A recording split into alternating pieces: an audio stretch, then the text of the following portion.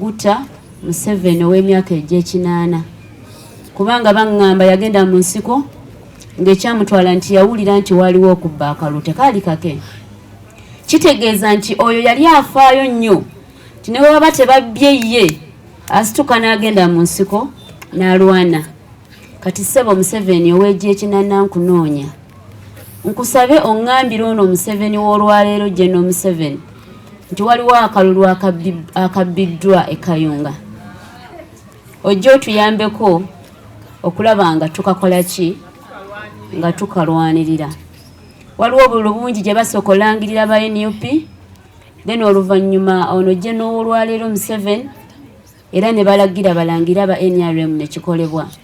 Nkyalina okukkiriza nti oda yemwe yesobola okukolebwa baddamuko obutongi ne bakama be mukulu byabakama ne baddamu ne batuyita ne bagamba waliwo ensobi oba kompyuta zaafunamu obuzibu naye omutuufu yafuna obululu emitwalo 3,212 asingira ddala oyo yafuna obululu emitwalo 2,661 amidisitokera ku makyanga box zijjudde n'abasirikale bo okujja ne batiisatiisa abantu abali ku polling station in broad daylight and government tekyaswala ne bakuba amasasi ne bayiwamu obululu.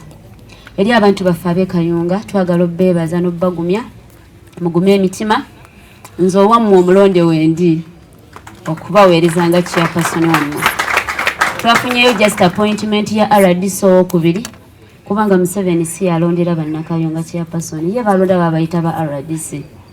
So njagala bategeeza tetwafunye RDC omulala RDC 2 eyalondebwa General Museveni naye kyemmanyi bajja mmotuza mu ofisi yange eyange omulonde chairperson wa LC5. However wonna wenna abantudde wendi okubawa obuweereza nga bwe mwanzikiririzaamu. People power, our power, people power. Mukama abampeere nnyo omukisa.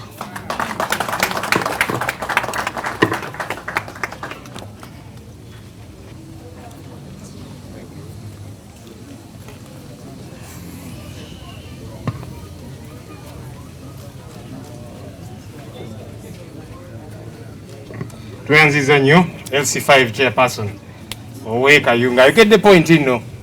Nti oli muwonge Andrew RDC wokubiri.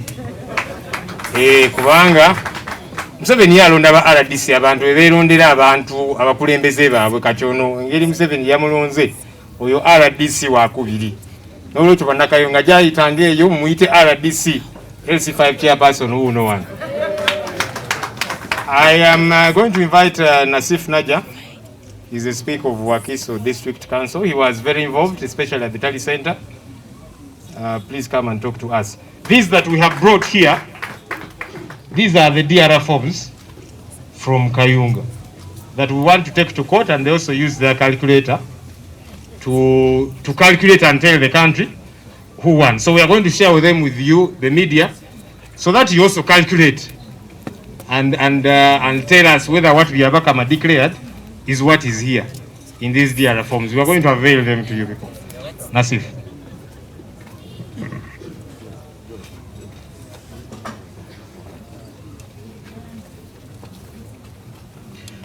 People power, our power, NUP, everywhere. Bananchuka irinye lyange nze Nadia Nasif, Speaker wa Wakiso District. Lero sigenda kugeranga Speaker wa Wakiso District naye njogeranga munakibiina kya NUP era abadde mu process eyakalulu ka Kayunga munda. Okusookera ddala nsooka okwebaza bammemba baffe betubadde nabo mu process eno ddala ku Tally Center, Honorable John Mary Sebofu, Honorable Kea Jeremiah ne Alex Rovans Rwanyaga. Electoral Commission ya accrediting abantu bana nga wemba menyao nga nange kwendi okuobserving ebigenda maaso mu kalulu wa mu Tally Center ya Electoral Commission. Naye nga ne NUP abantu abo be yawayo Electoral Commission be bantu be yatekamu obwesigwa okubeera in charge of results za Honorable Chairperson Omulonde Nakwede Harriet.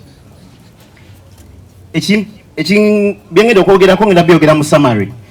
Ekisookera ddala okuva akalulu ekalangirirwa waliwo ebibadde bitambula naye nga ebimu birimu propaganda ng'ebimu bituufu.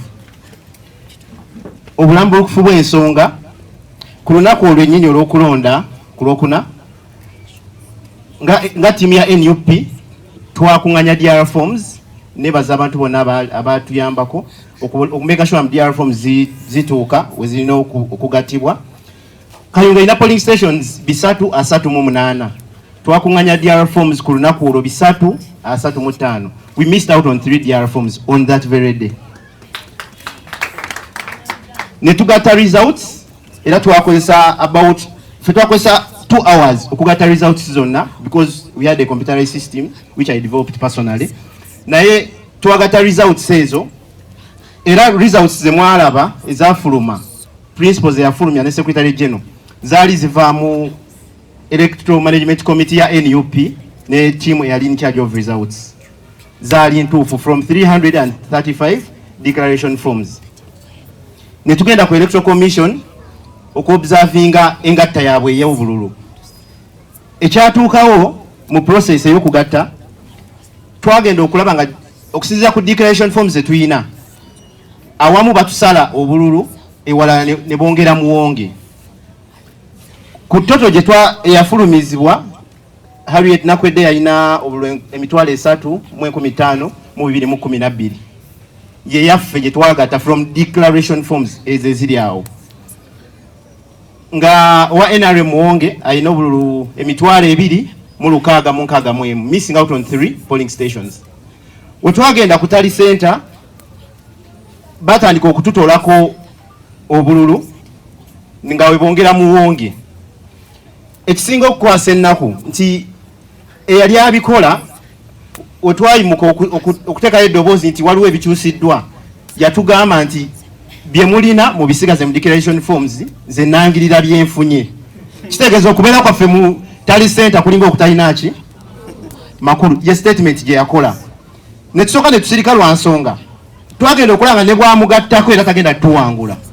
Ne twagenda otuuka ekiseera nga tandise omwongera polling station y'emu yatuwa obululu 7 naawe wenaali mu bululu 6. Naye nga polling station eyo ffe twafuna obululu 127 oli gafunyeyo obululu 16. So kumuwa 600 ne tugamba agirabba tukyali bulungi. Namuwa ebina namuwa 7 ekyasinga otunyiza kumuwa 8 emirundi 2. Nga ate polling station zamuwerako 8 zirina abalonzi 8. Yensonga lwaki John Mary Sebufu yafulumizibwa nga tugezaako teekawo embeera eyo ffe ne tusigalamu. Naye okugatta obululu kugenda okumala okugwa because observers were tallying nga naffe tutaalinga byasoma n'aba media nga bataalinga. Twagenda okumaliriza nga okusinziirawo ye ku byasomye nga returning officer Nakwede Harriet alina obululu 3,012 ng'owa NRM alina obululu 2,600 okusinziira ku byasoma. But waliwo gundi njagala play katono just for a second.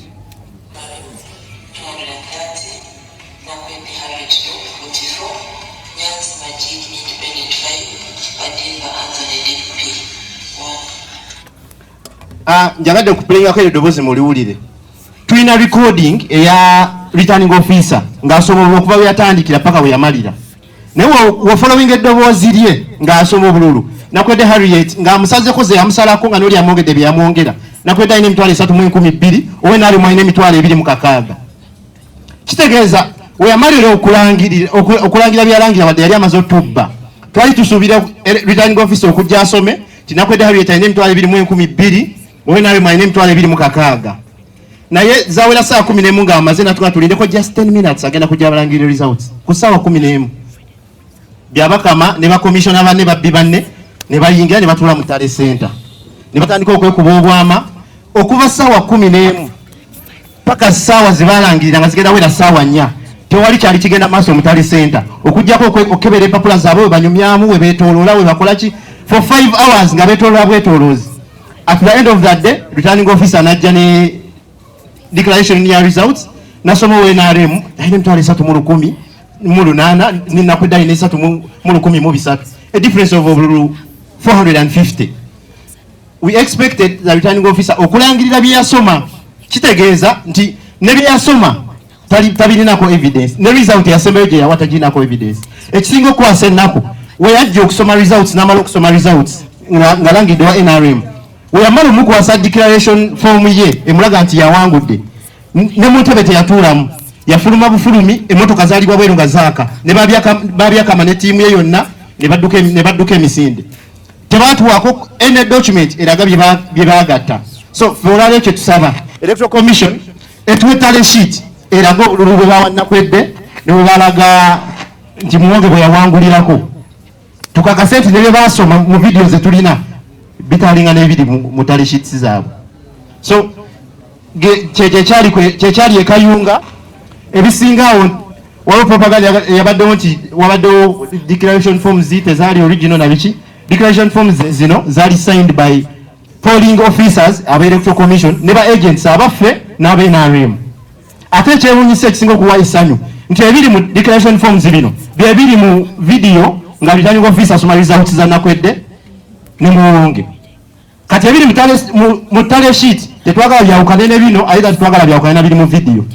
Then kitegeeza ne kooti nayo egenda kwambula nga Honorable Nakwedde we yagambye yeetaaga okulaba amazima. No, never take a lab, but now Uganda by Galab you already. Niaza nyo, niaza again.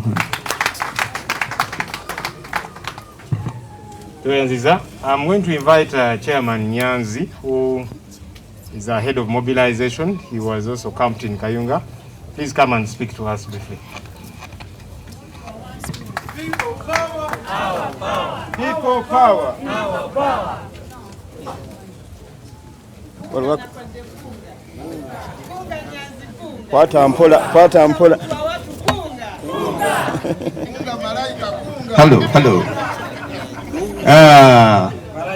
Banyabo ne basebo, so Mr. President, protocol observed. Waliwo akayimba kenjagala sindikira abavubuka be Kayunga. Kagamba mwebala abaana, mwebale bamusa.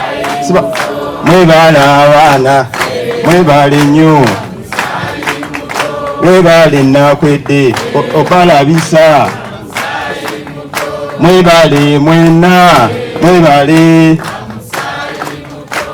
kunga Nakwedde kunga people power kunga Kyagulanyi kunga mwebale nnyo, mwebalire ddala akapya.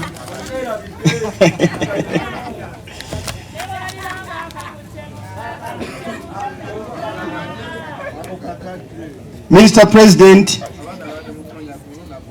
for me I have good news for you and team and the entire fraternity of People Power and National Unity Platform. We won in Kayunga.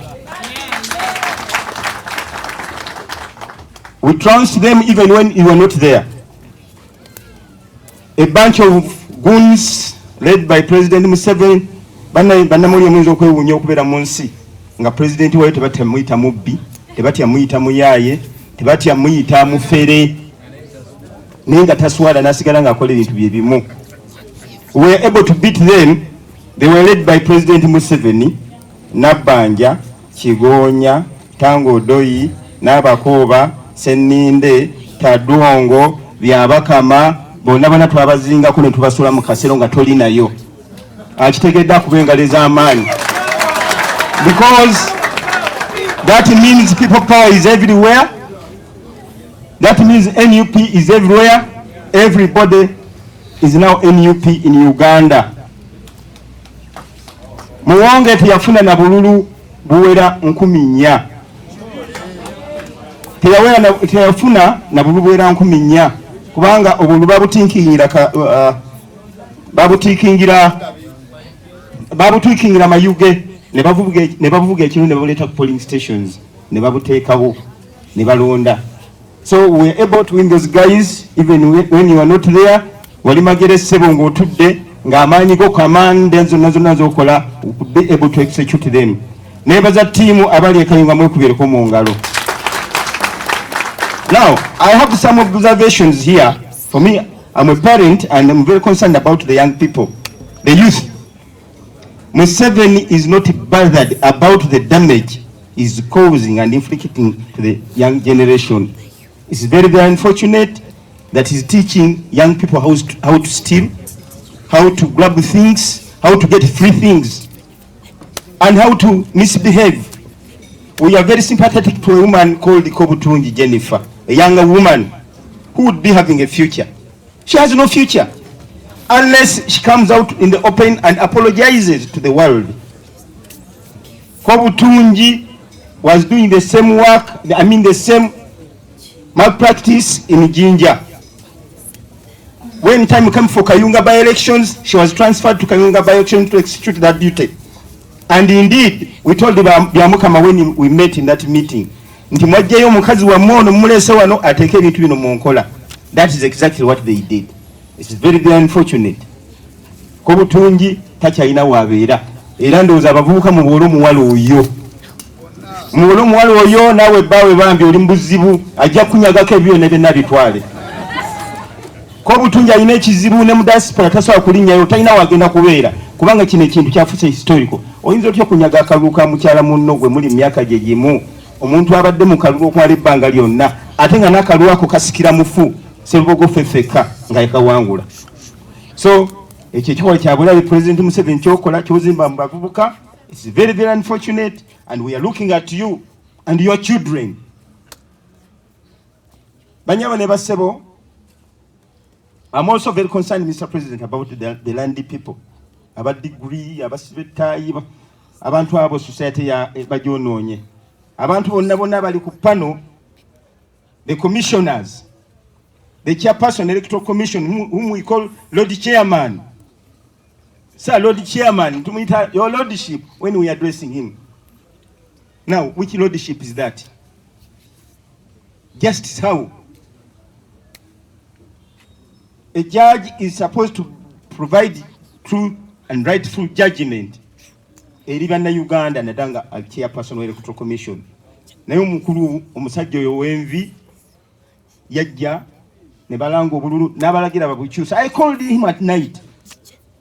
By mistake he picked our phone and we told him that they are chasing away our commissioners from the tele center. The guy couldn't, respond. Ne babasibira wabweru okumala essaawa 2 nengenda ne twagala okulwana era ne baza madamu Namboze kubanga twalwana n'olutalo kuyingiza shelf oyo. I mean Nasif. Najja omuyingiza mu tele center and it was late. Bamala essaawa 12 nga tebalangirira akalulu ka LC5. Just a single district. So abayivu mutusobedde banyabo ne basebo. Mwe muli munguzi, mwe muli mukimu. Mr. President, I'm going to mobilize the informal sector to raise up once again. Bajja genda basinkane abantu bano mu ofisi zaabwe ekiseera nga kituuse babajjeyo tufune abantu abajja okutereza eggwanga lino. Kubanga sebo bine ebintu babikola tulaba. I would also like to appeal to the media, ladies and gentlemen, the media. The majority of people running this media, the social media are young people. Kizibu okusanga omuntu w'emyaka 5, abantu mwenna muli bato. We don't know why really. Why you don't release the exact news. Bani munsonyiwe, temunkyawa, abamawulire muli bazimu nzo kunkuba. Naye tuwegayiridde mutuyambe. We have a society, we have a country to protect. Please, media. TV ezimu ziri very dangerous. Wanga amawulire agamu nagala basijja kwogera ku TV ezimu wano. Nga bagamba NRM wangudde wa Nuupu n'obululu webuti. Ne wa Nuupu tamatidde agambye ayinza okugenda mu kooti. Bino ebirala ebyaliwo nga babala obululu ne gye mwagenda mu field lwaki temubyogerako banyabo ne basebo. Munisiidinga ensi yonna osanga Oscar nosanga omuwala asavinga mu hoteli olwokuba yalabe NTV oba NBS oba yalabe ku Vision ntino NUP bagiwangudde. Kituufu batuwangula. Mwe abamawulire abali wano temumanyi kyaliyo ekayunga. Bwe bibanga nanyini TV atya okugoba ku mulimu. Caption eyo gyeko ogitwale ogituweereze tugisasanye ku social media. Tubeegayiridde ensi mugitta. The country is dying in your hands because your publishers, mwe mwina capacity e publishing ebintu bino. Please media. Mfukamiddeko mu mutima, mutuyambe ekisale kya Museveni kiweddeko. Kino kitutawaanya kati wano. Nina mwe kijja batawaanya, and it is disturbing you indirectly. Babafuganga baagala, bamwe kufuna emirimu mala kukola kina. So tubegayidde media mube mutuyambe. Now, this is my appeal to the general public. There are some people who came out and started blaming us for this. This is not a failure. This is an achievement. It's a great achievement. This man tumugonza tumukubye tumutadde atandise genda kubba bululu na kusula nga atunula olwakaluka ekayunga nga mugamba tuli banafu omusajja tumukubye tumugonzezza. President Museveni doesn't have any right to deny us our voting rights. He wants to discourage the young people, the youth and Ugandans at large to be involved in the election process. Nebigenda maaso byonna bikwatagana okulonda. Kyagezaako okukola netajja kyachivinga. He's deceiving himself. I am assuring you, Mr. President, we are going to be more vigilant. Baagala ekoti bwegwa tujja mitiyana nze nja kugirawo kuzoganya immediately. Ayongera akola ebyekisiru. Ayongera akola ebintu ebimuswaza. Abadde avuma banne nti mbizi. Bikola ki ebyembizi ebisinga bitwala byekayunga. He looks more piggy than the people he's abusing. Nabuza abantu bekayunga kati bakirabyeko. Nabuza abantu bekayunga. Ndibanyama ne basebani akasuka bomu. Abantu ne bogera erinnya. Ne mbabuza ni atema abantu ebijambia. Abantu ne baddamu erinnya. Erinnya lye limu lye litambula ku lukalu lwa Afrika banyabo ne basebo. Kakati mbekyusiriza banyabo ne basebo nammwe bana Uganda abandaba. Nze sikyabalabawo. Tuli mu kuzoganya ebyo ne bena mbiraba mutudde butuuzi mwerabire nti kuli ya leero yokka. Eya leero muginoonye naye nammwe muveeyo mutuyambe banna Uganda abasirisi obusirisi. Bwaba w'ensonga tusitukire wamu. Ekinyiga wekayunga kijja kugwa Masaka, ekinyiga mu Masaka kijja kujja Jjinja. Ugandans, wake up. You have not done enough. Our president yavaayo n'ayogera ebintu bingi nnyo n'akola ebintu bingi nnyo n'abayita ne mutalabikako. Kati ataba mudda ku social media ne munenya. Come out Ugandans, this is your country. You have nothing to lose because even if you wait you lose it later. Mwebale nnyo Mukama abeere nammwe. Assalamu alaikum wa rahmatullahi wa barakatuh.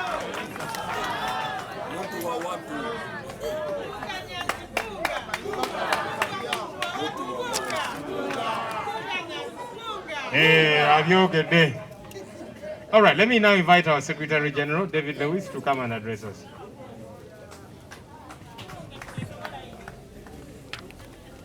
Okay.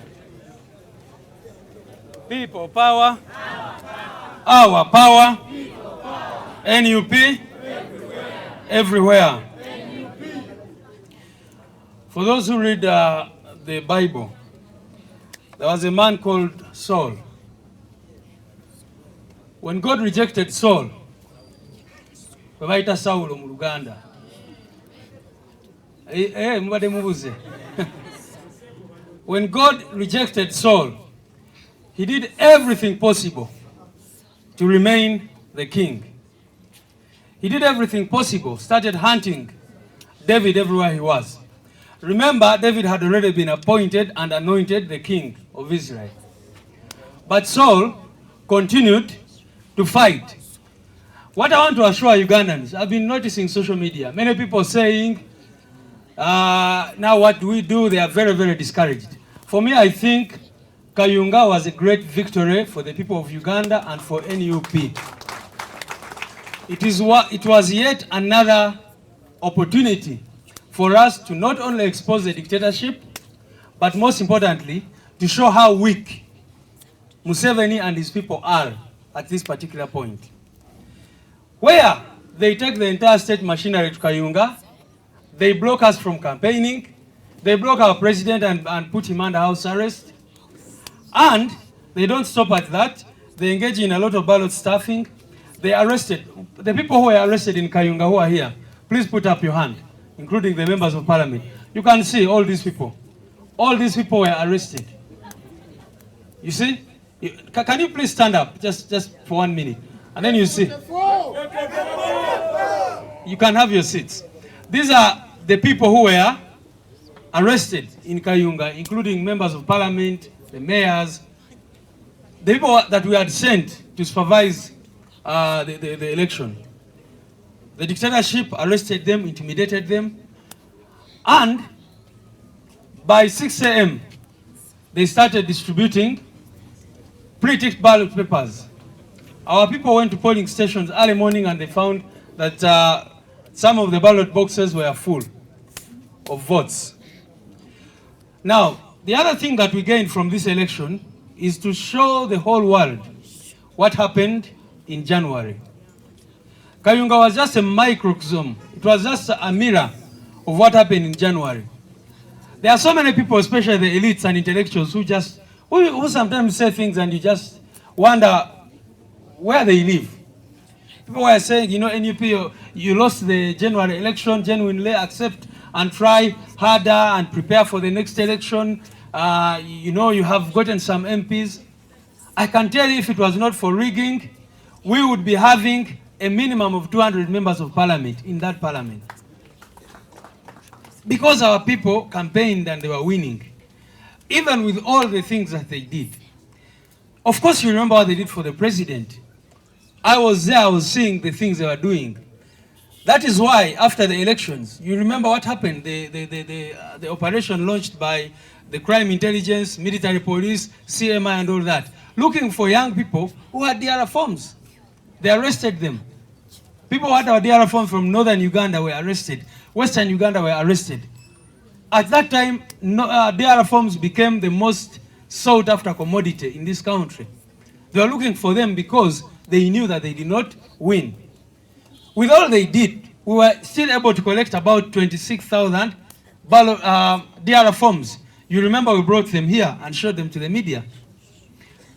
Even the 26,000 DR forms that we had, when we added their own computation from other polling stations, which were already rigged in their favor, we still had 54.19 as our victory. You remember, for the president, you only need 50 plus 1.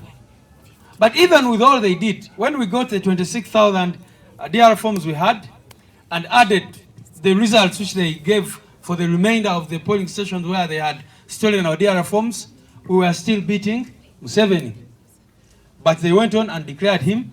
You remember, we went to court. Some people say, oh, you had all this, why did you come out of court? Because some of those people have very short memories. You remember, we tried to take this evidence to Owinidolo and his court, and they did what? They refused to take that evidence. They throw it out and did not take it. So this election, this particular election, was just in Kayunga. In January, of course, they switched off the internet, switched off ordered the radio stations and TVs not to cover exactly what was going on. So it was not very easy for someone to see the picture. But I think Kayunga gave a clear picture of what happened countrywide, where an election is taken over by the military. The RDCs from all over the country were deployed in Kayunga.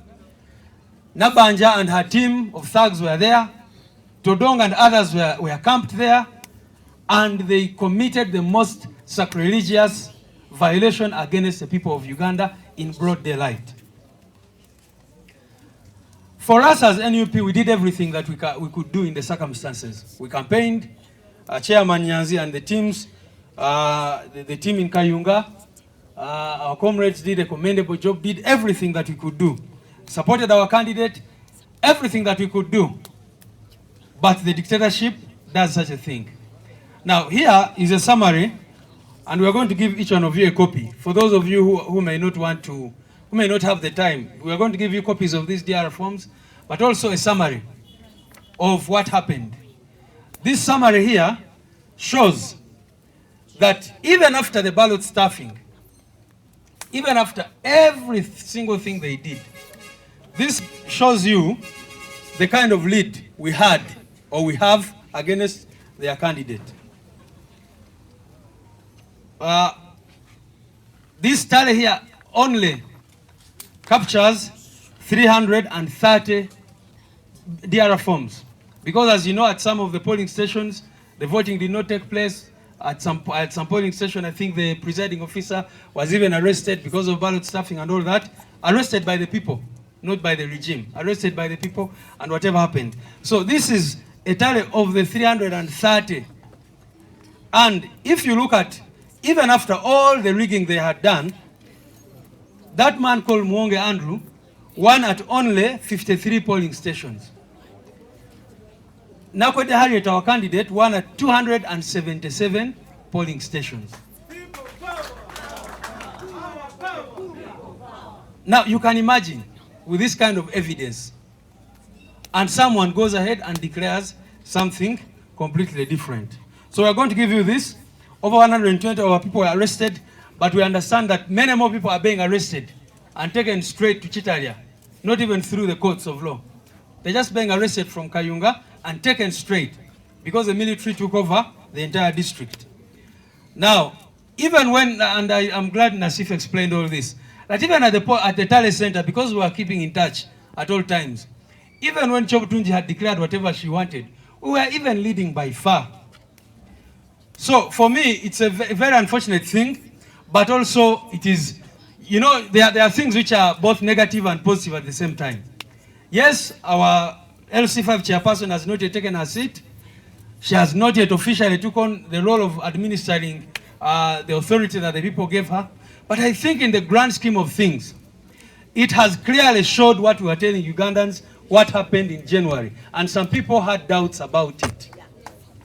Now everyone knows which country we are in, and everyone knows the kind of elections organized under Museveni. And my question has been, if you, General Museveni, do not believe in elections, why do you organize them? Why do we spend lots of money to organize elections only for you to come and declare whatever you want? What is that? Because now, if you thought that you, by rigging us or by grabbing our victory, you were weakening us, I think you have weakened yourself even further, and everyone here in Uganda and abroad can see the kind of lack of shame that you have. Aboluganda, abasoma Bayibuli, waliwo Sekabaka gwe bali bayita Saulo. Saulo Katonda yamujjako omukono gwe n'afuka amafuta ku Daudi. Omuddu we n'agamba nti ono yagenda kufuuka kabaka wa Isirayiri. Kakati Saulo n'agezaako n'akola buli kimu kyonna kyonna. Actually, newankubadde Katonda yali afuseeko Daudi amafuta n'agamba gwagenda okufuga eggwanga lye lya Isirayiri. Njagala bajjukizaamu abasome byawandiikibwa nti Saulo yalemerako n'atwala n'emyaka egiwerako ng'agezaako okukola buli kimu kyonna kyonna okulaba ng'asigaza entebe eyo. Naye ekyenjagala okuzaamu bannayuganda amaanyi nti Katonda bw'aba akuggyeko omukono gwe ne bw'okola ki, namuwulira ng'agamba nti ne bwe tuzina ekiro kyonna kyonna nti NRM yeesalako. Naye njagala mumujjukiza nti waliwo Katonda yakola ensi n'eggulu. Oyo ne bw'okola ki ye Katonda, era asigala nga ye Katonda. Era eddoboozi ly'abantu eddoboozi lya Katonda. Abantu b'e Kayunga baayogedde mu bwatu ng'ensi yonna ekiraba, gwe n'osalako n'olangirira ebibyo. Naye obudde bugenderera, era essaawa yonna ekikuta obudde akitegedde akubire Mukama engalo ez'amaanyi.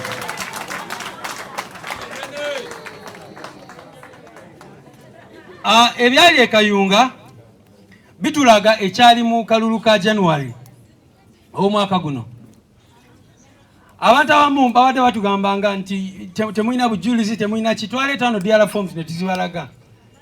Byonna byali mu kalulu mwabiraba. Naye ebiseera ebyo kati DR forms mitwalo 26 ze twalina, bwe twagezaako ziteeka ku website yaffe, mumanyi mwenna kye baakola. Baasalako website yaffe nebeera nga tikyaswalulireyinga results ezo. Naye kati kino kize nga kizibu, naye ate nga mukisa gw'amaanyi nnyo okulabisa bano abantu ensi yonna ebategeere. Kati wano tulina DR forms zonna ezaava e Kayunga. Abamawulire muzikwate, mukole competition yammwe nammwe ng'abantu, ensi mugirage. Eno ye summary eraga obululu candidate waffe yafuna ne candidate waabwe bwe yafuna. Nerabidde bagamba mu Luzungu nti leero twawandise ebbaluwa nga tusaba tale sheet Mumanyi kye batuzeemu ti office yaabwe bagigaddewo bagenze mu Christmas. Okitegeera?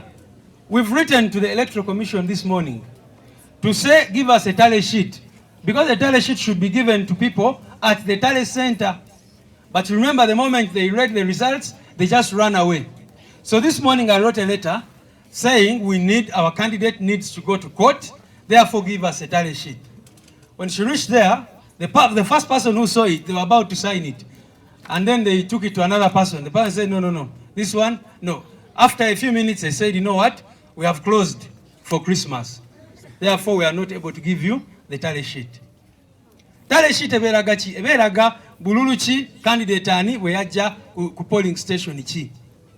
So kakati batugamba nti bagenze mu Christmas. Of course bali bagezaako bijingirira okuwandika ebyabwe. Bwe tubasaba DR forms tebaziina. Kati kyemanyi ku ssaawa zino bali mugezaako okola forged tally sheet, okola forged DR forms n'ebirala. Naye bw'otunuulira zino DR forms, zonna ziriko emikono gy'aba presiding officer. Bonna bawandiika ne ba agents baffe, ba agents ba candidates nabo ne basayiningako. So tebalina ngeri ki gye bagenda okujingirira zino DR forms, kubanga DR forms zino ze ntuufu ze twajja mu field. Ekisembayo, of course bakwata abantu baffe president of namusibira munju, era nze kyemanyi byonna babikola because of one thing. Bawe kyabalabisa nnyo gwomanyi state machinery yonna yina okugwereka yunga nga kwotadde mukulembeze waabwe notekako Nabbanja secretary general waabwe deputy head of mobilization bonna ne batwala ne treasury yonna ne bagitwala ekayunga. Naye abantu ne bagamba mmwe ne bemuleta wane ebyapa nalaba Mwai Museveni ng'agenzeyo n'ebyapa ng'abigabira abantu, Nabbanja ng'akola yekola obuntu awo ng'alinye ku kimotoka ki tractor n'ebirala. Abantu beekanga ne bagamba ffe tumanyi kye twagala era ne baba rejectinga. So oluvannyuma lw'okukola eyo investment yonna abantu ne babakyawa ne baba rejectinga ne basalawo nti mmwe katubawe RDC omulala era ne bamulangirira nga candidate waffe bwayogedde.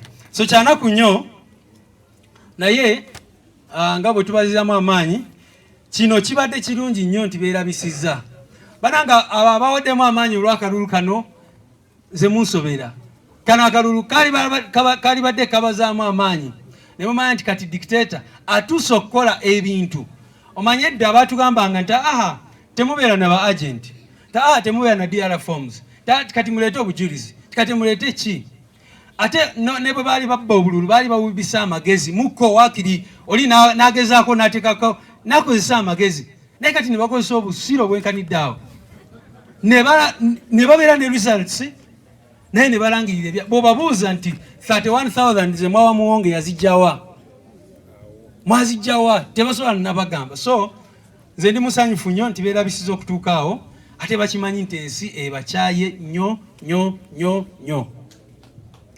Oyo muwonge sisubira nti yali asobola n'okujjayo bululu 10. Chairman mpulidde omuwadde bululu bungi nnyo 4,000 nga tasobola kujjayo na bululu 10 ekayunga. Bw'obuuza abantu ani yamulonda era n'abantu abalala bagendayo baba failing nga bw'ojjukira bulungi. Abamu baali eyo nga bacomplaining nga tebalina na transport abazaayo gye baava. So byebyo bannange kansabe vice president waffe aje era ayite president waffe ayogereko eri eggwanga. Our power, people power, our power, NUP everywhere.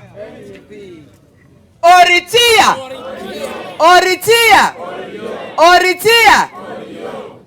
People power, our power, NUP and everywhere. Yes, Your Excellency, the de facto and de jure President of Uganda, honorable members of Parliament, and all protocol observed, the media fraternity that has remained with the people of Uganda. Thank you so much. Since January 14th, I have been standing here in Ngankaka Sadala, mu northern Uganda. We have never voted Museveni. I've been saying that. I've been, confirming that. You have seen what happened in the whole of northern Uganda and Uganda, except Buganda for some reason, which they thought they would use, like we use lip balm and lipstick, that, my lips are glossy. It is not. They are not. So, Mr. President, welcome back, because we won in Kayunga yet again. Congratulations. Congratulations, Honorable Chairperson Harriet Nakwede Kafero. I am just briefly going to speak to the hearts of the women of Uganda, the women of Africa, who are still in your closets. Sin came through Eve. The world, humanity, and redemption came through Mary, the Immaculate Conception, with whom I share a birthday, 8th of September. It is our battle as the women of Uganda. We are no longer going to be ticking off, the women in leadership and the women in politics. They have made us look like the devil himself through the daughter of Kavakuba Masikiyo. I don't know. Absolutely. The daughter of Kavakuba Masikiyo. Yes. We won without any doubt. These people have no shame at all.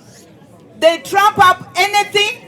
Or you are spreading COVID, or you are doing whatever other disease. They now have lost it all and all and all. Let's not lose heart, because I said it in October last year when they were offering the billions and what, to buy her and so on. I said, Banobatandiko pressing a panic button.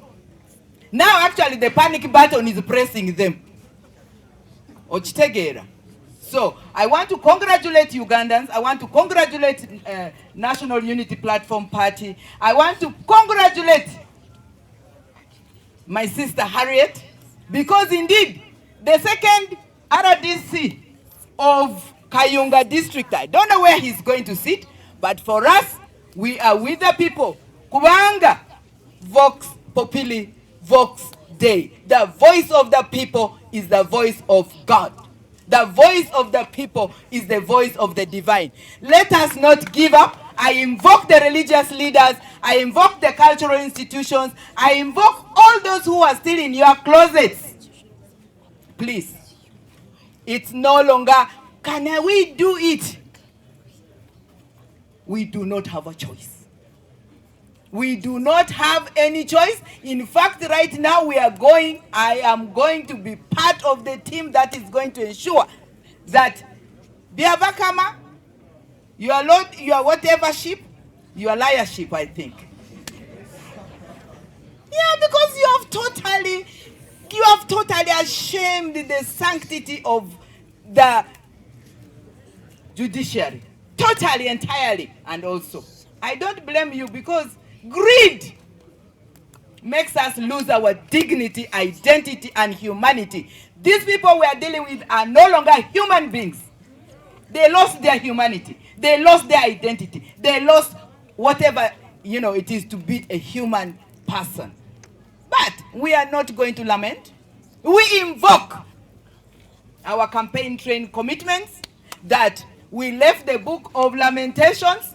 We are now closing the book of the Acts of Apostles, because we are going to Revelation, a new Uganda. And for that matter, I am inviting the president,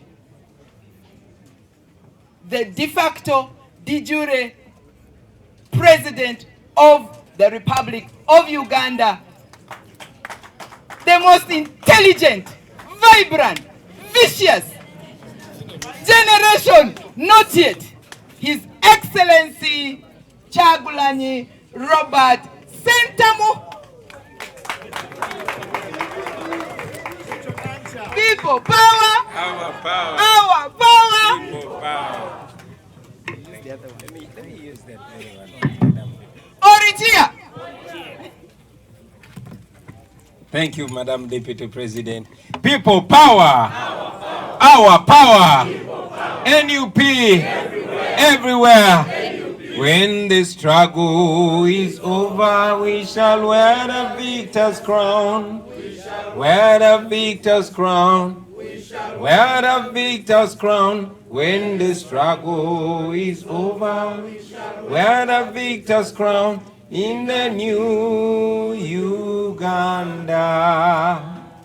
Olutalo nga luwedde, tuliyambale ngule, tuliyambale ngule, tuliyambale ngule. Olutalo nga luwedde, tuliyambale ngule, tulivimba mu Uganda empya. People power, our power, NUP everywhere.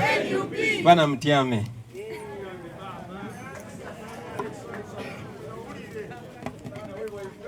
Thank you very much, Comrade Deputy, fellow leaders, honorable members, all leaders in your different profiles, our friends from the media fraternity, we don't take you for granted. Today,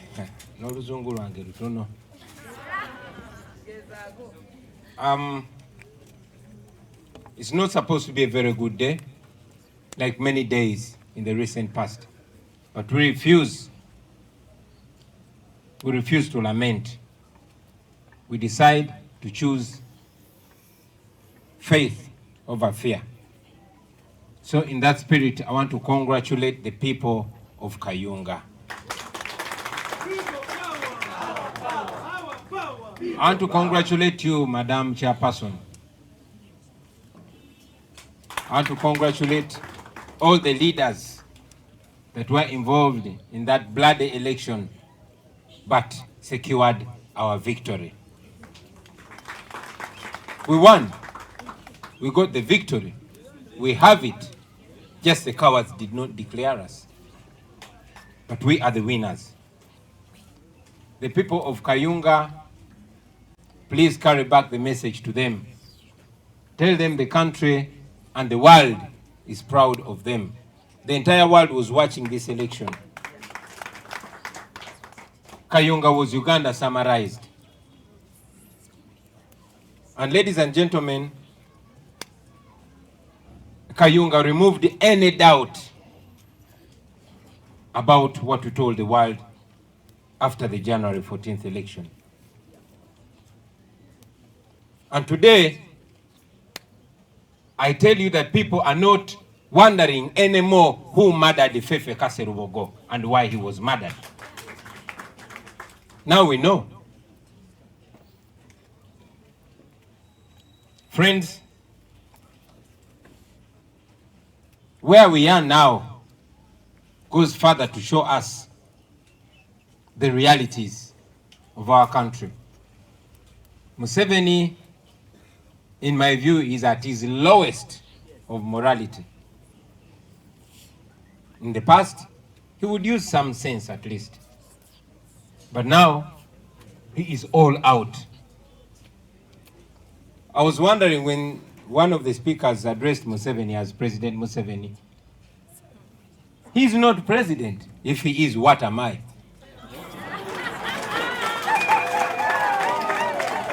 Museveni is not president.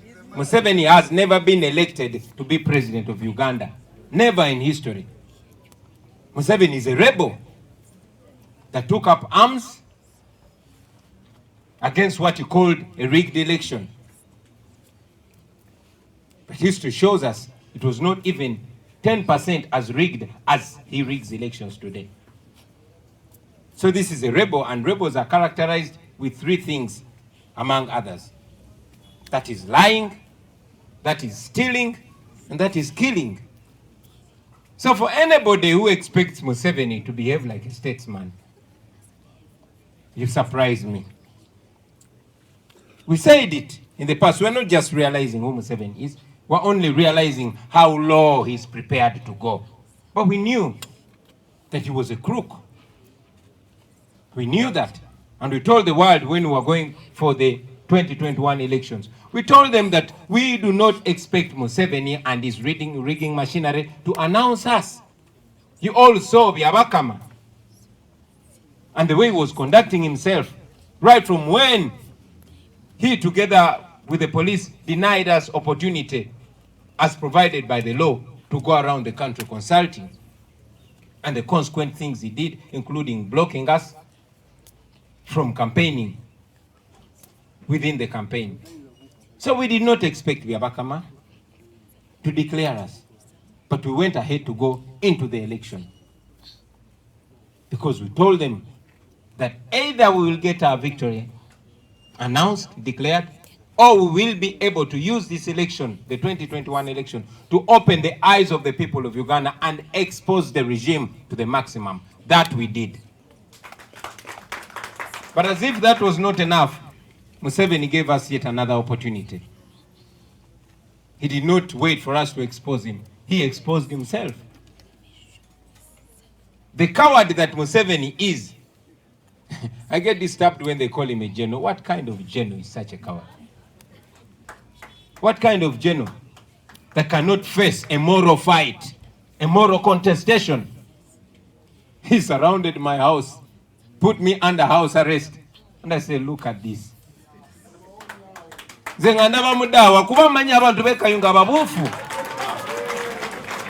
did not step a foot in Kayunga, ladies and gentlemen. Everybody was in Kayunga. Billions of state resources were deployed in Kayunga. We beat Museveni hands down. Museveni, we beat you hands down. I challenge you to one election, even in your home district. A free and fair election. We beat him.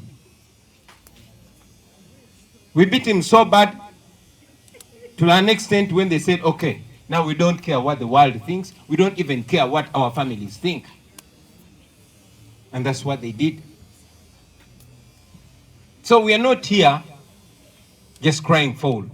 We are here to reassert ourselves to the world, to the nation, but also to laugh at you, Mr. Museveni. Shame on you.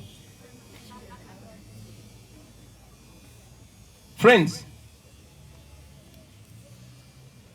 I want you to know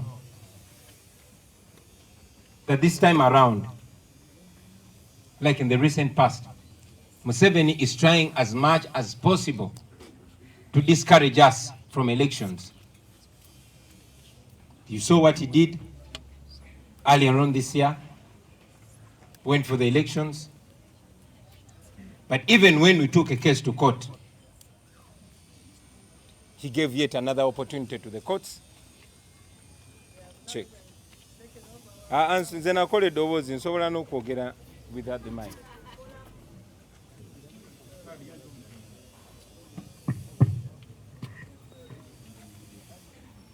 The people of Kayunga, Museveni has special interest in that place. Some of us will pay attention to history. You would realize why he even blocked Kabaka from going to Kayunga. The leaders of Kayunga know how rich Kayunga is in terms of gold, in terms of natural resources, land, forests, etc. And you know how much your land has been targeted for land grabbing. So Museveni wants to take over Kayunga under whatever circumstances.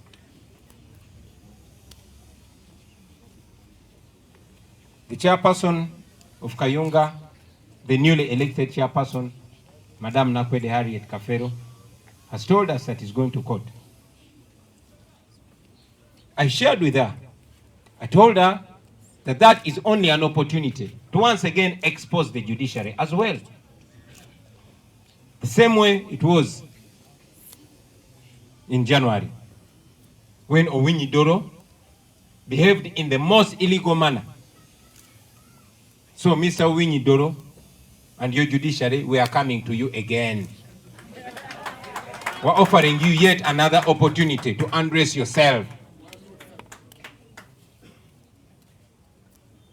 They would claim that we didn't have all the declaration forms on the presidential elections. Here they are now. And we are not crying to you to give us justice. We are asking you to spare yourself and your credibility and your legacy. It is you that we are giving a favor. Take it or leave it. We are not begging you. Fellow Ugandans, I want you to know that Museveni is provoking us. He's provoking the worst in us. Museveni wants us to be violent so that he gets justification to kill us. He's speaking the same words that Obote was saying to him. We have, as a leadership, encouraged our people to keep non-violent. And yes, we are non-violent. But I want to tell you that with time, we are losing the ability to hold back some people. While we are violent, while we are non-violent, while we are peaceful, while we are constitutional, that is us. Many Ugandans are oppressed and they want to resort to various means. And we are not going to stop those who want to resort to witchcraft, those who want to resort to prayers, those who want to resort to insults, and those who want to resort to violence. We are only controlling ourselves as a leadership. It has been told to us since time immemorial that those who make peaceful change impossible make violent revolution inevitable. You are dealing with young people, angry and hungry young people, so don't mess with them. You better not. Now that we know that Museveni is trying to discourage us from elections so that we give up on them. He wants to discourage us from going for by-elections. Because I've heard some voices saying, no, elections don't make sense. Yes, they don't make sense in terms of legality, in terms of declaration of the rightful candidate, but they open up the eyes of the people. They are such a spark. And that's why we've been going for elections. So to you, Mr. Museveni, we are not going to give up on elections. No, we are not.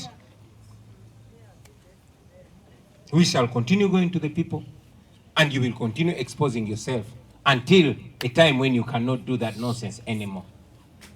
And that time is soon coming. So, to you, Mr. Museveni, once again, we will not yield to your violence. No, we will not. We are not like you. If it was violence, we would have resorted to violence long time ago. Let the world know that you are the violent liar and we are the peaceful statesmen and women.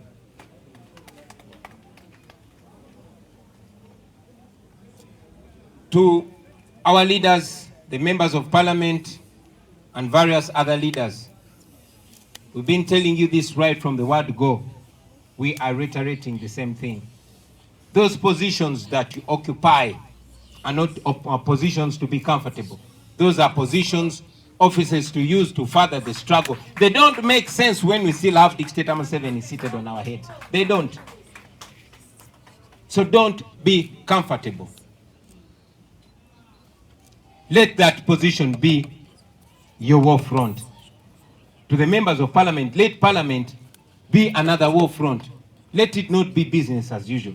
This is not politics as usual, ladies and gentlemen. To other forces of change, those comrades in the opposition, and all those that have been pushing for change in Uganda.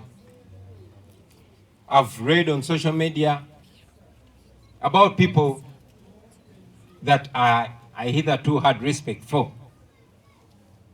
blaming the victims, blaming us for winning Kayunga and not being declared. Some are blaming me for being arrested in my home. I want you, brothers and sisters, to know that we see you by your actions, not by your words. And I want you to know that a dictator like Museveni will use you with or without your knowledge.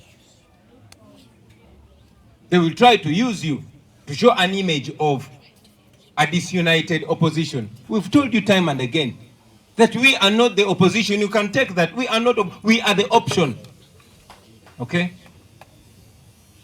So it does not make sense at all for the world to see you fight against those people that are pushing into the same direction with you.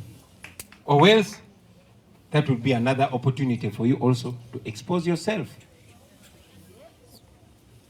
We are fighting a dictatorship. And we expect you, as people that brag to have more experience than us, to know that.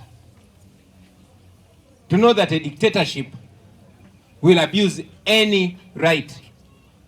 So for you to see a dictator, you know, rolling out in the most humiliating manner to your comrades or perceived comrades, and you come out to celebrate, I think that's rather shameful. So to fellow Ugandans out there, I've heard you many times ask me to come and tell you what to do. Are you sure you don't know what to do? I'm telling you today, please don't wait for me to tell you what to do. This is your country. I'm just another citizen of Uganda like you. And this generation is not a generation that picked those so-called elites. And I like how one of the comrades put it, was that comrade Nyanzi. Those so-called intellectuals are the misfortune of our country. Byabakama is a judge, musajja mulamuzi mulamba.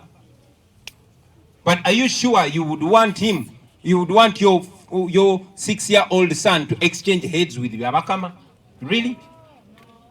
Singa bagamba omwana we myaka omukaaga kaba nteekeko mutuga Byabakama ne byabalowooza. Do you agree? You'd rather stay with your 6-year-old. So these are the people who exchanged whose brains and stomachs exchanged positions. We are on our own. You are on your own.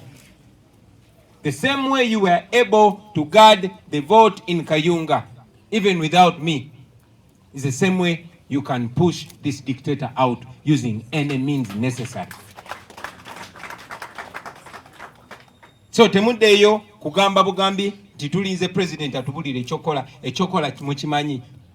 Organize, mobilize, make sure you make everybody understand why we are fighting this dictatorship. Then go ahead and do what?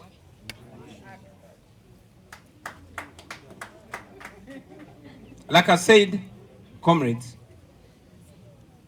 we are non-violent. We are non-violent, but we don't have power over the violent ones. We promote non-violence because we don't believe, we are not like Museveni, we don't believe in violence at all.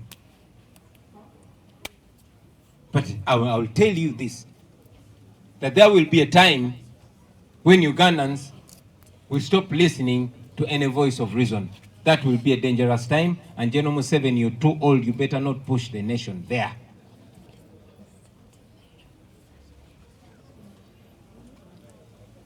I will tell you that we shall continue using all methods, and we have quite plenty of methods, including music.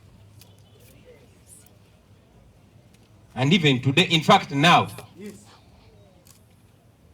can't you come here?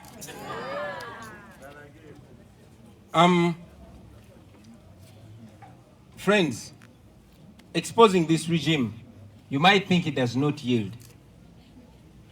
But the last 3 years, since Arua, we did not use violence, we did not use any guns because we don't have them, but Museveni has lost credibility internationally.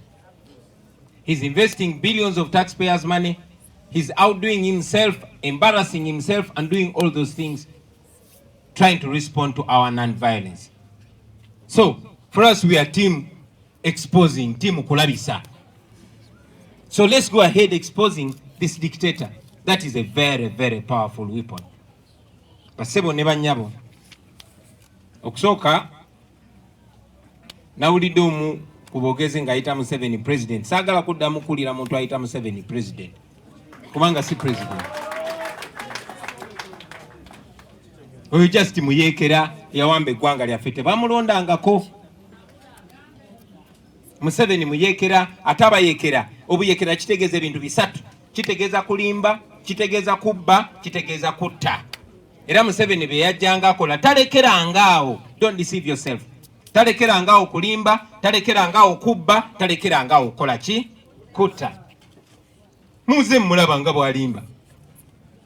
Muze mulaba nga bwaba siyabye asindika abantu be. Ensonga lwaki ayagala Kayunga kuba kati saawa zino gye basinga okubba amataka olw'ebyobugagga ebiri e Kayunga, omuli zaabu, omuli ebibira, omuli ettaka ly'abantu n'ebirala. Ensonga lwaki afiira Kayunga. So oyo just muyekera. Njagala okuyozaayoza chairperson waffe omulonde owa district ye Kayunga. Madam Nakwedde kasabe abantu bakubireko ku bugalo bw'amaanyi. People power, our power. Kunga Nakwedde kunga, kunga Nakwedde kunga. Mkazi goli wa amaanyi. I salute you. I salute your undying spirit. You communicate not just to us, the leaders, not just to the members of NUP, not just to Ugandans, but to the world. Abantu babadde balaba akawulu ke Kayunga. Gabagamba lindako. Nakuba bawulira Nakwedde ayinza okuba omusajja. Balaba mukazi oga lindako mukazi. Ndi mukazi. Otuweeseza nnyo ekitiibwa n'okusingira ddala oweeseza abakyala ekitiibwa. Ekyo bulijjo kye mbagamba nti revolution etalimu bakyala ebeera nfu. Otulaze nti omukyala asobola otukulembera mu lutalo ne tumugoberera. Igwe omukazi atalina munene nnyo kwenkana bali ababbye ssente z'omusolo. Obadde osuza Museveni nga teyeebase. Era kyava yansibira ewaka. Naye era gwe ng'oli wamu ne bakulembeze banno mwakikola. Njagala tukubireko Honorable Tebandika engalo ez'amaanyi. Njagala tukubireko Honorable Nsanja Mutaliiwo engalo ez'amaanyi. Njagala tukubireko ttiimu yaffe yonna Honorable Kalwanga, Madam Speaker Zaalulinka, Comrade Nyanzi omuzoganyi, Waiswa Mufumbiro, bannange mwena mwebale. Abaabadde mu makomera Bamuddu awulira, Baloizias Mukasa, Bakefotefu abannange. People power, our power, NUP, everywhere. Kati Museveni bw'abalooza yatumazeemu amaanyi mugamba ddemu alowooze. Mumugamba ddemu alowooze. Yansibira ewaka n'agenda e Kayunga ne bakola buli kika ky'effujjo ne tumukuba akalulu. Ne babba ne kabalemerawo ne baga kati n'ebyokuba tetukyabyagala. Langirira bulangirizi. Tebabbye nakalu kuba kaabalemye. Babbye just ddoboozi ly'abantu. So mukyala yani ko butungi yeah. Ne mwami byabakama ne bosi wammwe Museveni asitamye mu ntebe yaffe tegituddemu asitamyemu nsitame. Temulowooza nti kyemwakoze kiina we kyatunyigidde, kiina we kyatumaliddemu amaanyi, kyamazeemu mmwe amaanyi, kyaweebudde mmwe kuba muli basajja bakulu. Musiba amatayi ne mumasikareedinga nga abaasoma, naye muli babbi ate muli baswavu. Mwekubira ddala ku bosi wammwe Museveni. Naye kituwadde nnyo omukisa okubalabisa. Ne mutatulinde ebiseera ebimu nabbalabisa, mwe ne mukola ki? Ne mwerabisa. Baganda bange mwenna, njagala mumanye nti kati Museveni atuuse badikiteeta bonna bonna levo gye yaasuse nawo. Kubanga nga Baganda bagamba nti olunatembwa tusooka gitta nnyindo nga tekyawunyiriza.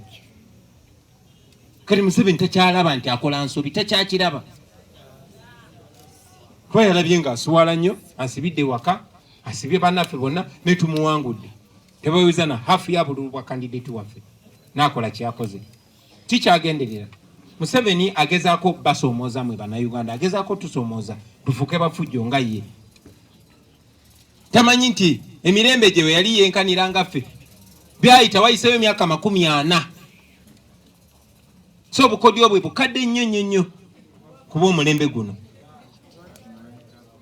ayagala basindikiriza mukwata mundu anonye wabatira.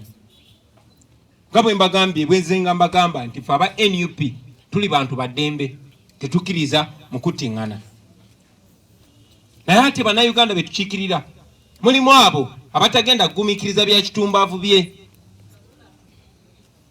Era nina obweraliikirivu nti wakati mu kugamba abantu bakuuma eddembe nja kutuuka ekiseera nga sikyalina bigambo bye nsobola kukozesa kugamba bantu bamu abaagala okwenunula kati. So ekyo njagadde bwe baba bakyalinamu akawulira bakimanye. Kandidate waffe agenda mu kooti era twayogeddemu ne muyitiramu ne mugamba akalulu kano tekalina njawulo naka presidential election gye twakavaamu ketwawangula ne Museveni n'akola by'amanyi okukola ebyokukozesa amaanyi n'effujjo n'erangirira. Era nakozesa n'ekitongole ekiramuzi tukyogeddeko ne comrade Nakwedde nti katwayagala bambula ntwambula poliisi yo neddawali tekyalina kyegamba. Kati n'ekitongole ekirondesa ekikulirwa mwami byabakama tekikyalina kyekisobola tugamba. Kati ekitongole ekiramuzi ekikulemberwa mwami Obunyiddolo nakyo kirindirire. Kyeyambula dda mujjukira kubanga twakwata obujulizi bwonna nga zi DR forms boziraba twalina emitwalo 26 ne tuzibatwalira ekooti enkulu negamba ate twagala bujulizi. Ekooti nga bwolopa omusango esaba bujulizi. Kati obujulizi tubuyina wano tubalinze mu bugaane. Tubalinze mugambe nti abulesa ayambadde gomesi myufu alina kwambala njeru. Oba tubalinze mugambe ensonga eno neno tubalindiridde. Ffe kyetwagala okukozesa ekyokulwanyisa kyaffe kisinga kwe kubalabisa kwe kubatunuza mu kamera ne mweyambula ne muswaluka. Era bwe mutyo bwe mugenze mukola.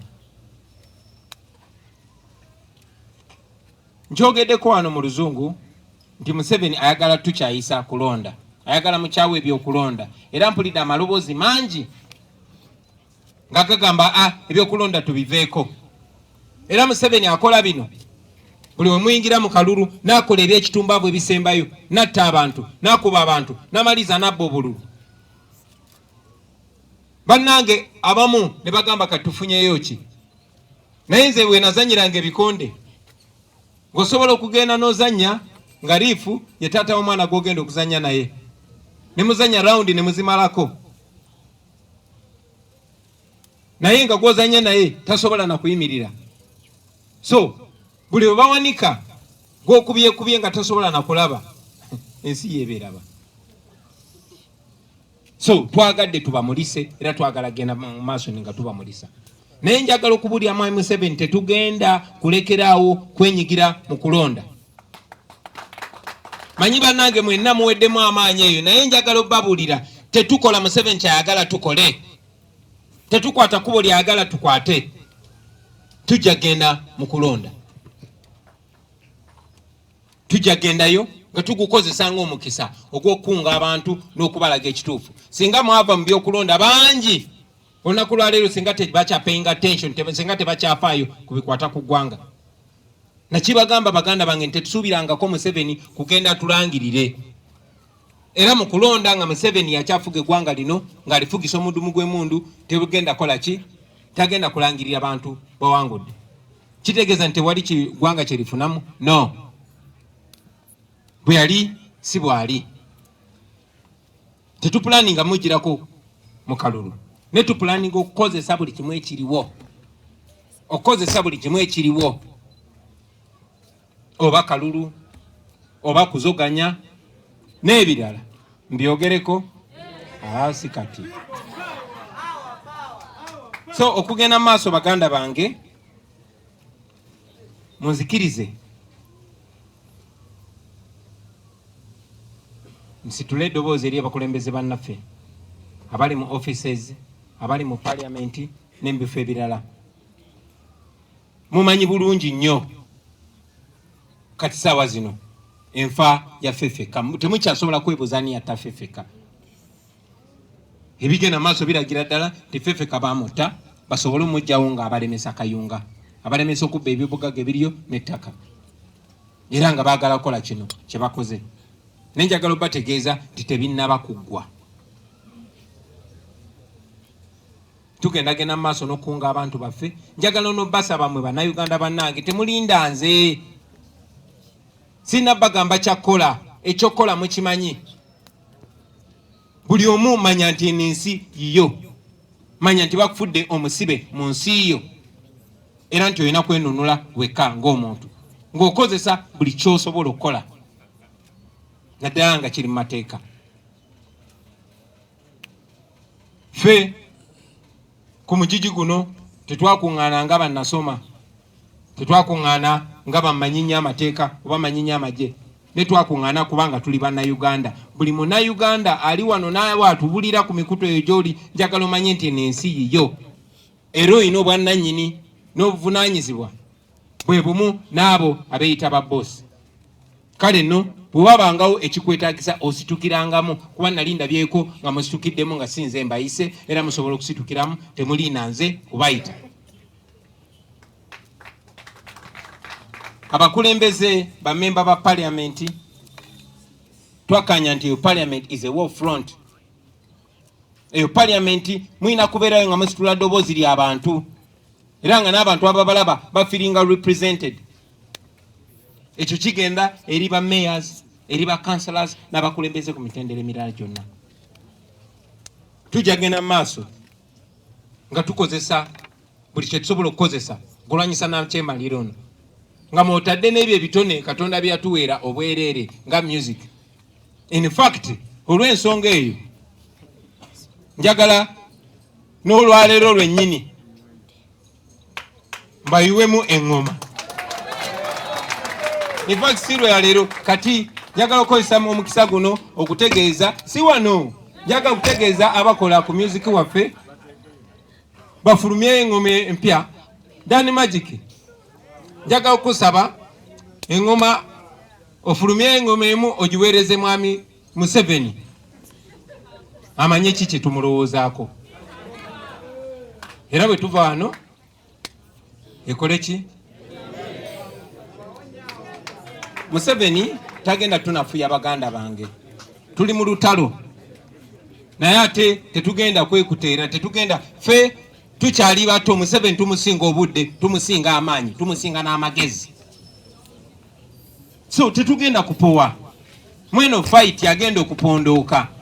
Tuze tukibagamba nti gino si misinde gya kafubutuko, gino misinde gya marathon. Kale katulabe kufe naye anasooka okongoka, tetugenda kupowa kubanga bwe tuze tubagamba tumanyi nti tuli ku mazima. Bannayuganda bali ku ludda lwaffe kuba bali ku ludda lw'amazima, ne Katonda ali ku ludda lwaffe. Kati gwatupankirako gwani. Fubye nnyo leero obutayogeza busungu kuba nkakasa buli omu munyiivu n'eggwanga linyiivu, naye njagala obategeeza titugenda mu maaso era tujja kuwangula. Pozi nga sinava waggulu basebo ne banyabo olunaku lwaleero newankubadde waliwo obubaka bwesisindise mu lulimi Luganda eri bannaffe abo abali mu opposition n'abo abagamba nti mulwanyisa nakyemalira. Kyewunyisa byendaba mu mawulire, byendaba ku mitimbagano ebyabakulembeze abamu bembadde mpa ekitiibwa nga bavaayo okunenya ate ffe ababbiddwa nga balinga abatamanyi Museveni kyokka nga bagambe batusinga experience, tubadde baana bato nga betubalaba balwanyisa Museveni oba bagamba balwanyisa Museveni. Naye kyewunyisa nnyo okulaba ate nga bannaffe abandiyimiridde naffe kuba bamenye ensonga zetwogerako zentuufu. Wano ziri side bbiri, either Museveni n'obwannakyemalira bwe ye mutuufu oba ffe abamulwanyisa ffe batuufu. Kati bw'oba ng'olwanyisa Museveni n'ebikolobero byakola ku bannayuganda, then oba mutuufu. Ne bw'oba olwanyisa ate abalwanyisa ebikolobero bya Museveni, then oba olina okwezuula. Kale no kyewuunyisa kikuba enkukwe abakulembeze be tubadde tuwa ekitiibwa be tutwala nti nabo bali ku kaweefube y'omu okulanga bavuddeyo okutukolokota. Lwaki tugenda mu kwesimbawo nga tumanyi Museveni agenda kubba akalulu nga nabo babadde ne ba candidate nga nabo bavaayo ne beesimbayo? Ndowooza omusango gwaffe gwakuwangula era ogwo nja gwetonda, naye mbakakaze nti tujagenda maaso n'okuguza kuba tujagenda maaso nga tuwangula.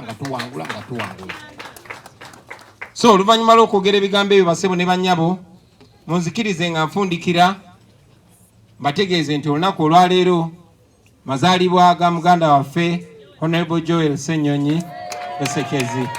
Saba mukkirize tumwagalize amazaalibwa amalungi. Tumuyira mutoyiwa mazi. Happy birthday to you. Happy birthday to you. Happy birthday dear Joel. Happy birthday to you. Thank you very much. Basebo ne banyabo n'obugambo obwo njagala okubaagaliza omwaka omupya omulungi, njagala okubaagaliza ennaku enkulu ez'emirembe. Tumanyi nti Katonda awa ebyamagero mu nnaku zino enkulu nga zigenda okutuuka kuba zaaliwo lwa nsonga. Tumusabe, tumwekwase, naye tetusaba busabi, tuteekeko n'ebikolwa kubanga Katonda ayamba yeeyambye. Mwebale nnyo, mwebale edda. Edi Mutwa nkuba akaama akakapera naye omanyi basebo ne bannyabo si ffe tusoose. Neme nali sinazaalibwa mu myaka gy'ensanvu waliwo abayimbi abatusookawo. Newankubadde abayimbi b'ennaku zino abamu beefuula nti bw'obeera ne talanta ey'okuyimba tolina kuba na bwongo bulaba nsonga ziri mu ggwanga. Naye wabangawo omusajja gwe baayitanga Christopher Sebadduka, yalabanga ensonga ezo ku mulembe gwa Amini, yatuukako n'okuwaŋŋanguka n'adduka mu ggwanga nga bamunoonya nga basse banne ba Byron Kawadwa n'abalala. So njagala olunaku olwaleero nkomyewo ebirowoozo ebyo mu bwongo bw'abantu.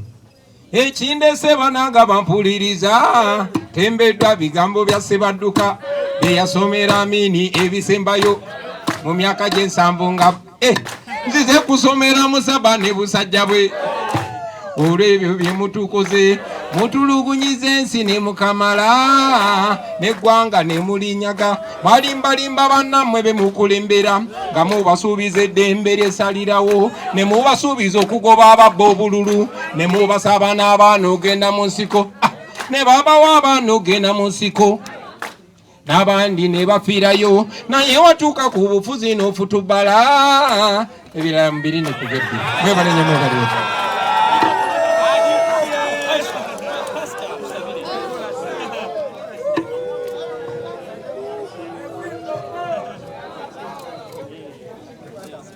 People power, our power.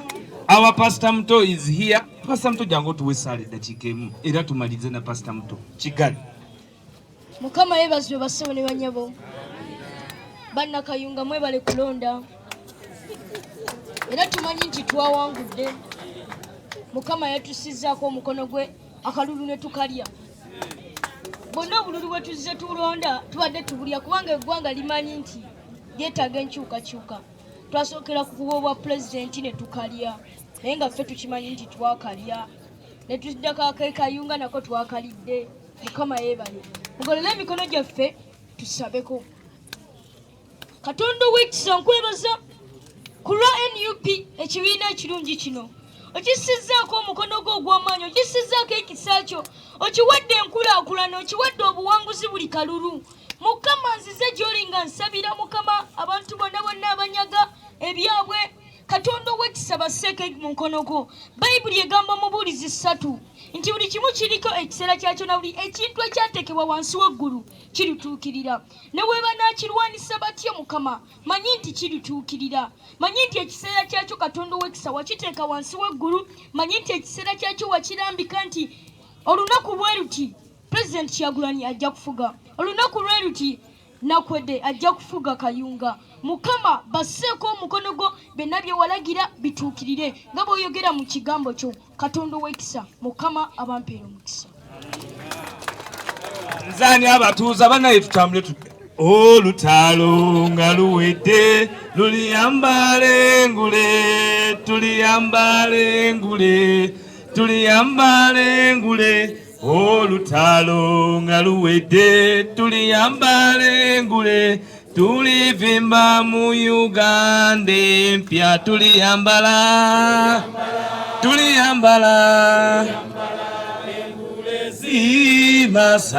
masa olutalo nga luwedde tuliyambale ngule tulivimba mu Uganda empya. People power.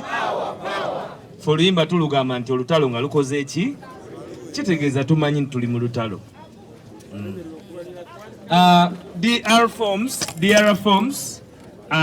ba journalists kubanga tuli bangi fenna tugenda wali mu office yaffe documents tugenda kuziba wanga we muzaagala then mufune ne copies eza summary of the results. So kubeera nga tuli organized ba journalists tugenda kuwa particular stations nga we muli aba TVs tujja kubawa buli omu copy. Then ka special announcement tulinawo okwoza emmotoka charity y'abaana abato abazaalibwa wano mu ghetto bategeseyo okwoza emmotoka ku lw'abannaabwe okusobola okufuna Christmas eri waggulu eri ku Nalunkuma Road. Mwena abalina ebidduka mu bitwalo eri waggulu gye bajja okubyoleza. Mwebale nnyo, mwebalire ddala.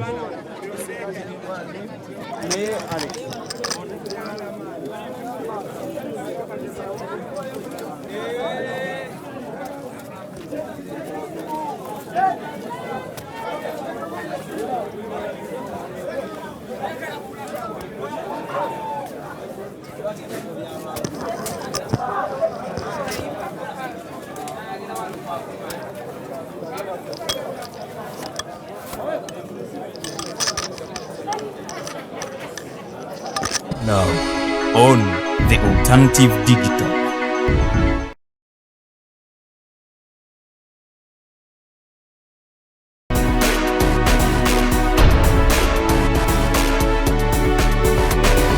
Happening now on the Alternative Digital.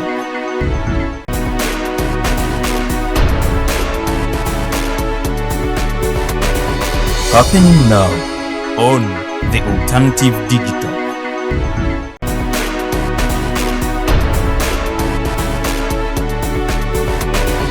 Happening now on the Alternative Digital.